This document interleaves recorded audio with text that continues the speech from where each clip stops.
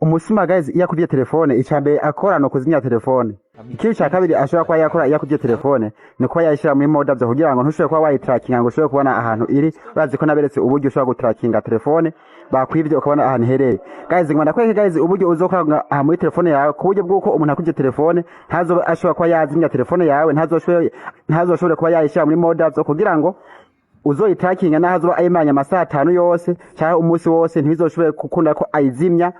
nawe uzobasha kuba wayitrackinga hama ubone ahantu herereye hama ugende umufate guys rabukurikirane urabe kwakoze like cyame na mbere ukeneye kuba wakora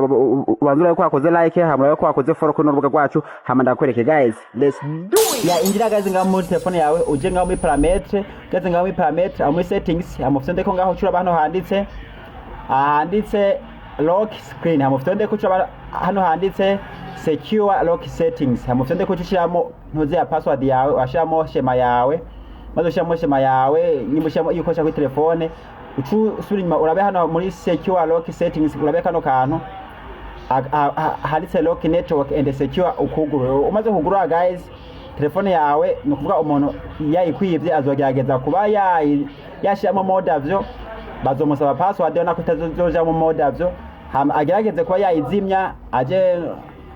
dufate nko kugira ngo ayizimye kugira ngo ntushe kuba wayitrackinga aje ngaha kugira ngo ayizimye agiye kuyizimya bazomusaba password ko uzoba wasimo password uvuga telefone nizo kugira izima guys tuyagira like share and comment